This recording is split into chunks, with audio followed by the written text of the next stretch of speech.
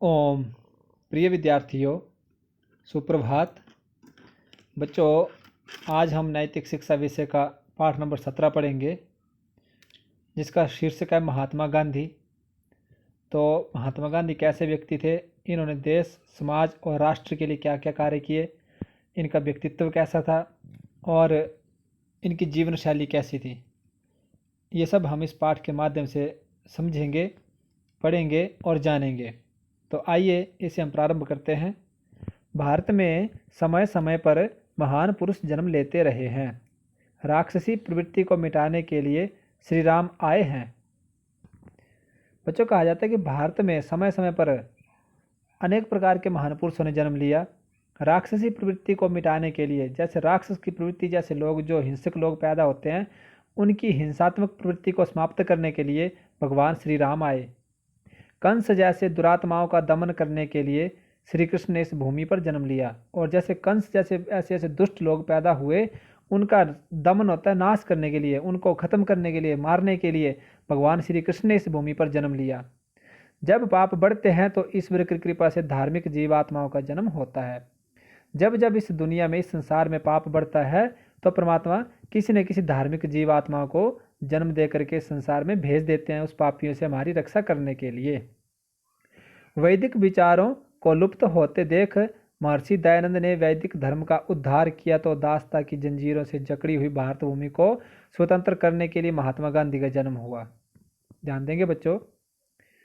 वैदिक विचारों को लुप्त होते देख, जब जब वैदिक विचार, वैदिक विचारधारा के लोग और वैदिक संस्कृति समाप्त होने लग पड़ी, तो महर्षि दयानंद ने वैदिक धर्म का उद्धार किया। तो स्वामी दयानंद जी ने वैदिक धर्म का उद्धार किया, वैदिक धर्म का प्रचार किया और वैदिक धर्म को समाप्त होने से बचाने की कोशिश की। न केवल कोशिश की, अपितु उसके लिए अपना तन मन धन, अपना जीवन का सर्वस्व न्यौछावर कर दिया। दासता की जंजीरों से जकड़ी भारत भूमि को स्वतंत्र करने के लिए महात्मा गांधी का जन्म हुआ। और दासता से, दासता होता है गुलामी, गुलामी की जंजीरों से स्वतंत्र होने के लिए भारत भूमि पर महात्मा गांधी का जन्म हुआ। महात्मा गांधी का जन्म पोरबंदर, काठियावाड़ के एक वैश्य कुल में 2 अक्टूबर 1869 को हुआ था। बच्चों, आप लोग ध्यान देंगे, ये जो पंक्तियां मैंने अंडरलाइन की हुई हैं, ये बहुत ही महत्वपूर्ण है। इसमें से बहुत से प्रश्न पैदा हो जाते हैं, तो आप लोग भी इनको पेंसिल से अंडरलाइन कर लेंगे कि महात्मा गांधी का जन्म कहाँ हुआ था, किस कुल में हुआ था और कब हुआ था। ये देखो, एक ही पंक्ति में 3 प्रश्न तैयार हो गए हैं। उनके पिता का नाम करमचंद गांधी और माता का नाम पुतलीबाई था। महात्मा गांधी के पिताजी का नाम क्या था? करमचंद गांधी और माता का नाम पुतलीबाई था। बालक का नाम मोहनदास रखा गया और उनका नाम क्या रखा गया था? मोहनदास। गुजरात में पिता का नाम भी साथ जोड़ने की प्रथा है। और बच्चों, गुजरात में एक ऐसी प्रथा है कि बच्चे के नाम के साथ पिताजी का नाम भी जोड़ा जाता है। अतः पूरा नाम क्या हो गया इनका? मोहनदास करमचंद गांधी। देखो, पिताजी का नाम था करमचंद गांधी और बालक का नाम रखा गया मोहनदास। परंतु गुजरात में एक ऐसी परंपरा है जहाँ पर कि बच्चे के नाम के साथ पिताजी का नाम भी साथ में जोड़ दिया जाता है। तो ये सब करके इनका नाम पड़ गया मोहनदास करमचंद गांधी। मोहनदास की हाई स्कूल तक की शिक्षा पोरबंदर में ही हुई। आप इसे भी अंडरलाइन कर लेंगे कि मोहनदास की हाई स्कूल की शिक्षा कहाँ हुई थी? पोरबंदर में हुई थी। उन्होंने बचपन में सत्यवादी, हरिश्चंद्र और श्रवण कुमार के नाटकों को देखा।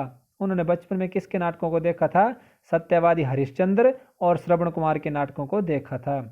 उन्हें देखकर मोहनदास ने सदा सच बोलने और माता पिता का भक्त होने की मन ही मन प्रतिज्ञा कर ली थी। उन नाटकों को देख करके क्या किया? मोहनदास ने हमेशा जीवन में सदा के लिए सच बोलने के लिए और माता पिता की भक्ति भाव की जो मन में प्रार्थना थी, वो मन ही मन प्रतिज्ञा कर ली थी। एक दिन उन्होंने सिसकियां भरते हुए अपनी जो भी गलतियां हुई थी उन्हें पिताजी के सामने कह डाला। पुत्र के सत्य भाषण से पिताजी बहुत प्रसन्न हुए। एक दिन उन्होंने क्या किया? सिसकियां भरते हुए, बच्चों डर के मारे, डरते हुए, ठीक है, डरते हुए उन्हें अपने पिताजी को अपनी सारी बचपन की गलतियां बता दी जो जो उनसे हुई थी। तो पिताजी ने उनको डांटा नहीं, अपितु पिताजी उनकी इस बात से खुश हुए।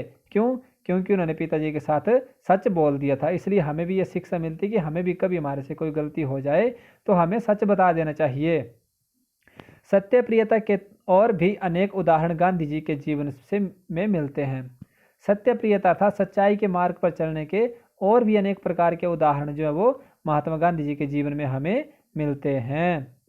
एक बार स्कूल में इंस्पेक्टर साहब कक्षाओं की परीक्षा ले रहे थे। एक बार क्या हुआ कि उनके स्कूल में कोई इंस्पेक्शन हो रही होगी और वहाँ के इंस्पेक्टर साहब उनकी परीक्षा ले रहे होंगे। तो फिर क्या हुआ, इनसे एक शब्द गलत लिखा गया।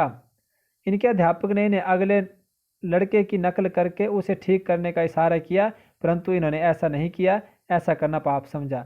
तो उस परीक्षा के दौरान इनसे एक शब्द गलत लिख दिया गया होगा, तो इनके अध्यापक ने क्या किया, उनको इशारा किया कि बच्चे आगे के बच्चे का देख लो, ठीक है, और उसे ठीक कर लो। परंतु महात्मा गांधी ने ऐसा नहीं किया, बिल्कुल ऐसा करने से मना कर दिया, और ऐसा करना उन्होंने क्या समझा, पाप समझा। उन दिनों बाल विवाह का प्रचलन था। कैसा प्रचलन था, बाल विवाह। बच्चों, बाल विवाह का अर्थ होता है छोटी आयु में बच्चे का विवाह करवा देना, उसका बाल्यावस्था में उसकी मैरिज करवा देना, उसे बाल विवाह कहा जाता है। अतः इनका विवाह भी 13 वर्ष की आयु में ही हो गया। इसे भी आप अंडरलाइन कर लेंगे, यह प्रश्न पूछा जा सकता है। महात्मा गांधी का विवाह कितने वर्ष की आयु में हुआ था, 13 वर्ष की आयु में इनका विवाह हो गया था। इनकी पत्नी का नाम कस्तूरबा था। क्या नाम था, कस्तूरबा। इस प्रश्न को भी अंडरलाइन कर लेंगे आप लोग, ये प्रश्न भी पूछा जा सकता है परीक्षा में। महात्मा गांधी की पत्नी का नाम कस्तूरबा था। पिता की इच्छा के अनुसार बैरिस्ट्री की शिक्षा पाने के लिए ये इंग्लैंड गए। बैरिस्ट्री की शिक्षा कहाँ से प्राप्त की इन्होंने, इंग्लैंड से। जब ये विदेश जाने लगे तो इनकी माता ने इनसे ये प्रतिज्ञाएं करवाई थी। बच्चों, जब ये विदेश जाने लगे बैरिस्ट्री की शिक्षा प्राप्ति के लिए, तो इनकी माता जी ने इनसे केवल 3 प्रतिज्ञाएं करवाई थी। वो 3 प्रतिज्ञाएं कौन कौन सी थी। नंबर 1, मैं मांस नहीं खाऊंगा, अर्थात जो नॉन वेज खाते हैं इसके लिए उनकी माता जी ने प्रतिज्ञा करवाई थी कि कभी भी इस चीज़ को मत खाना। नंबर 2, मैं शराब नहीं पीऊँगा, अर्थात मैं ड्रिंक इत्यादि वगैरह जो है गलत नशे होते हैं उसे मैं नहीं करूँगा। और तीसरी प्रतिज्ञा माता जी ने क्या करवाई थी, मैं सदाचार का जीवन बिताऊँगा, अर्थात मैं सदाचार, सच्चाई और अच्छाई के मार्ग पर चल करके अपना जीवन व्यतीत करवाऊँगा। ये 3 प्रतिज्ञाएं बहुत महत्वपूर्ण है, जो हमें भी अपने जीवन में प्रायः ये प्रतिज्ञाएं लेनी चाहिए, चाहे कोई भी हो। महात्मा गांधी से हमें ये शिक्षा मिलती है कि हमें मांस नहीं खाना चाहिए, हमें शराब नहीं पीना चाहिए और हमें सदाचार और सच्चाई का जीवन जीना चाहिए। आगे बच्चों, सत्यवादी होने के कारण गांधी जी ने इन प्रतिज्ञाओं को पूरी तरह निभाया। एक तो वो सत्यवादी थे, कभी झूठ नहीं बोलते थे, इसलिए उनकी माता जी ने जो प्रतिज्ञाएं करवाई उनको महात्मा गांधी ने पूरी श्रद्धा के साथ निभाया। जब वे विलायत में पढ़ ही रहे थे, उनकी माता का देहांत हो गया। अब जब वो विलायत में पढ़ रहे थे बच्चों, तो क्या हुआ, उस दौरान उनकी माता जी का देहांत हो गया। देहांत होना मृत्यु हो जाना, देहांत का अर्थ होता है। पर इस बात का पता इन्हें तब चला जब वे वकालत पास करके भारत लौटे और बम्बई पहुंच गए थे। देखो, अध्ययन के दौरान इनकी माता जी का देहांत हो गया, परंतु उन्हें इस बात का पता नहीं था। वो क्यों नहीं था पता, क्योंकि आज की तरह उस समय में ऐसी व्यवस्था नहीं होती थी बच्चों कि फ़ोन इत्यादि पर संपर्क होता था। उसमें कुछ भी नहीं होता, कभी कभी डाक इत्यादि पहुंच जाती थी, अन्यथा संपर्क नहीं हो पाता। इसलिए उनको इस बात का पता नहीं लगा। उन्हें इस बात का पता तब चला अपनी माता की मृत्यु हो जाने का, जब वो वकालत पास करके भारत वापस आ गए और वो कहाँ पहुँच चुके थे, बम्बई में। इस समाचार से उनके हृदय पर गहरी चोट लगी। अब बच्चों, जब माता जी की मृत्यु के बारे में उन्होंने सुना तो उनको बहुत ही गहरा धक्का लग गया, बहुत ही बड़ी चोट लग गई। ऐसा अनुभव हुआ मानो इनकी जीवन ज्योति ही, आगे क्या होता है ये हम कल पढ़ेंगे। ओके, ऐसा अनुभव हुआ कि मानो उनकी जीवन ज्योति है वो बुझ गई हो, ऐसा हो सकता है। तो बच्चों, ये पाठ है हमारे लिए बहुत महत्वपूर्ण है। इससे अनेक प्रकार के प्रश्न तैयार होंगे और आप इस पाठ को, इस वीडियो को पुनः पुनः सुनेंगे, समझेंगे, और जहाँ आपको महसूस हो कि यहाँ पर अतिरिक्त प्रश्न बन सकता है और पूछा जा सकता है, वहाँ पर पेंसिल से अंडरलाइन कर लेंगे। और इस शेष भाग को हम इस पाठ के कल पढ़ेंगे इन्हीं शब्दों के साथ। इति ओम शम।